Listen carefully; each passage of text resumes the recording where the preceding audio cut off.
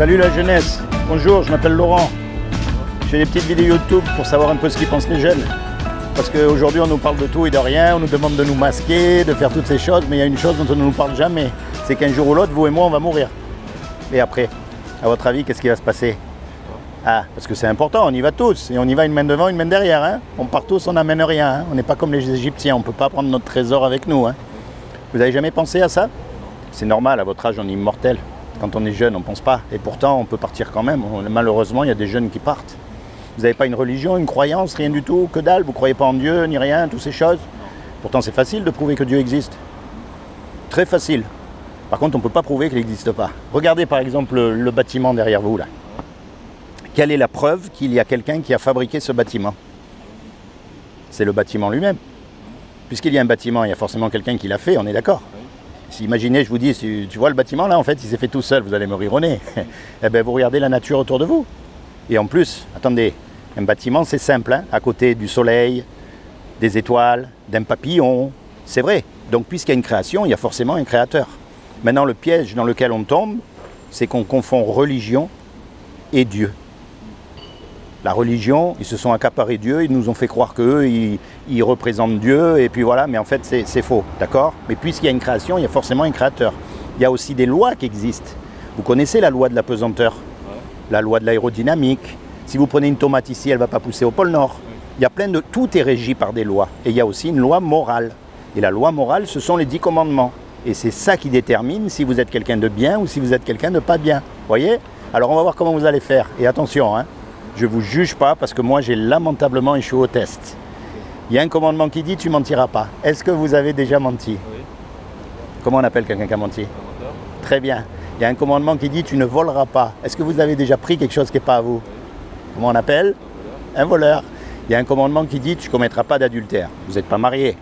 Mais Jésus a dit quiconque regarde une femme pour la convoiter a déjà commis un adultère avec elle dans son cœur.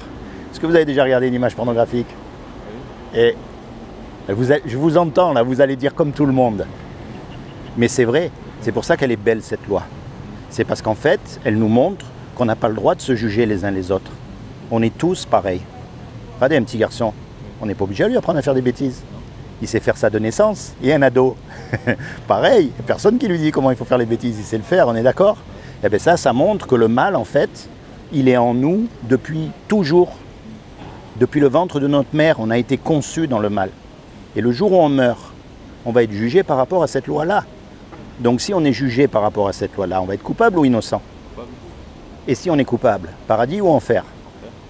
Et ça gêne un peu quand même, hein, même si on n'y croit pas, ou qu'on ne veut pas y croire, parce que ça nous arrange. Mais c'est un mot qui nous dérange. On est bien d'accord, on préférerait qu'il n'existe pas. Et pourtant, il existe.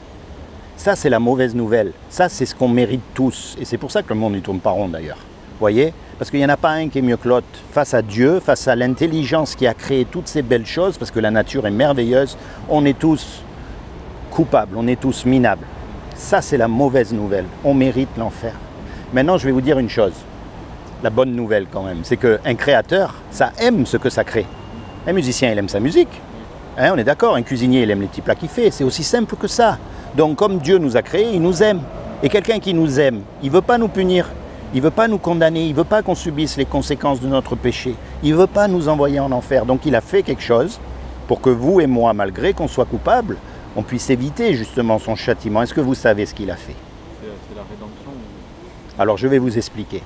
Comme il n'a trouvé aucun homme de parfait sur la terre, aucun, ni même le religieux des religieux, il ne pourra pas dire qu'il n'a pas menti ou qu'il n'a pas regardé une femme du coin de l'œil, on est d'accord, hein? Surtout eux, parce qu'ils en sont privés, donc il doit regarder plus que les autres, c'est logique.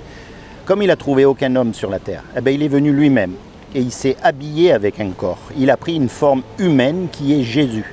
Et il a dit, quiconque croit que Jésus est le Fils de Dieu et qu'il est ressuscité des morts, il aura la vie éternelle à mes côtés. Mais ça ne suffit pas ça, parce que les démons, ils existent aussi. Ils existent, ils croient et ils tremblent.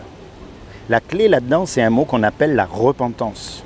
Et repentance, ça veut dire quoi? Bien sûr, il faut arrêter de mentir, il faut arrêter de voler, il faut arrêter de regarder des trucs pornographiques. On le sait ça, parce que la conscience, elle nous le dit. Mais l'essence même de la repentance, ça veut dire se tourner vers Dieu. Ça ne veut pas dire se tourner vers une religion, d'accord? Ça ne veut pas dire aller dans une église ou ailleurs. Si vous y allez, tant mieux, mais ce n'est pas ça que ça veut dire. La repentance, c'est quand vous êtes tout seul, vous.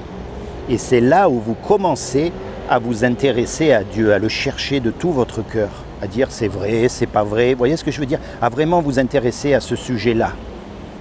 Parce que, je ne sais pas si vous avez remarqué, mais la religion, tout le monde fait pareil, tout le monde pense pareil, et si vous n'êtes pas d'accord avec eux, ils vous chassent, on est bien d'accord? Il y en a même qui vous tuent, enfin c'est terrible la religion. Et si vous connaissez un peu l'histoire de Jésus, qui c'est qui l'a mis sur la croix et qui l'a tué? Ce sont les religieux de l'époque. C'est eux qui ont commandé aux Romains de le faire. Et aujourd'hui, qui c'est qui nous dégoûte de Dieu? C'est les religieux d'aujourd'hui. On ne veut pas être comme eux parce qu'on voit leur hypocrisie. On est d'accord? Mais ce que Dieu veut, lui, ce n'est pas une religion. Sinon, il nous aurait fait des robots. Il nous aurait fait tous pareils. Non, comme il nous a fait uniques, ça montre que ce qu'il veut, c'est une relation unique avec vous.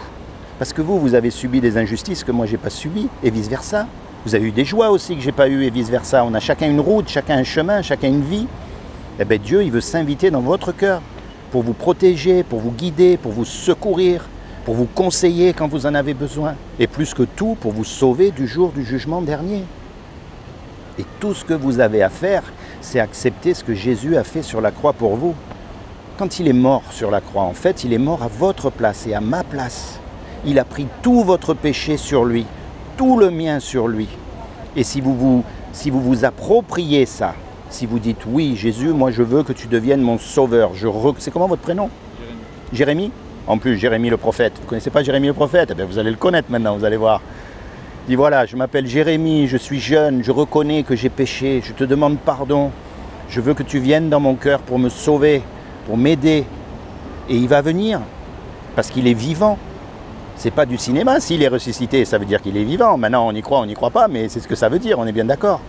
Mais attention, je ne vous parle pas du petit Jésus que vous voyez sur la croix, dans les églises, avec la tête à l'envers, mort. Hein. Non, je vous parle du vrai Jésus qui est vivant.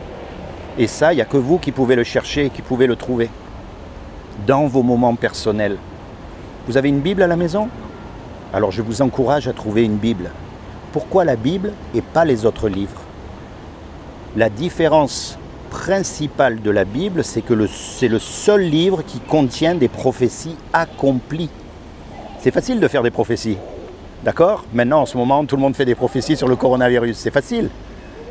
C'est pas comme ça que ça marche. Il faut faire des prophéties, mais il faut qu'elles soient accomplies. Sinon, ça veut rien dire, on est d'accord?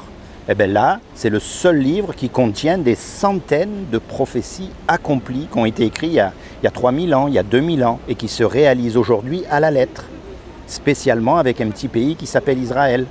Et d'ailleurs, tout le Moyen-Orient. C'est fou, en lisant la Bible, vous vous dites, c'est pas possible, j'ai l'impression de lire le journal. D'accord? Donc je vous encourage à vous procurer une Bible et à commencer dans le livre de Jean. Pour apprendre à connaître Jésus. Pas pour rentrer dans une religion, pour connaître Jésus. D'accord? Comme ça, vous serez sauvés, mon ami. Parce qu'il n'y a rien de plus important dans la vie. D'accord? Seigneur Jésus, je te demande vraiment de bénir mon ami ici, de lui accorder le désir de son cœur, de te révéler à lui comme son sauveur et son Seigneur, et surtout de lui permettre de rentrer dans sa destinée éternelle. Sois béni, mon ami. J'ai pas de Bible à m'en donner, mais je crois que j'ai une bande dessinée. Tu vois, tu vas la garder. Et comme ça, tu pourras la feuilleter.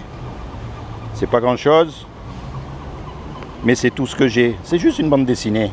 Regarde. Tu vois? Voilà.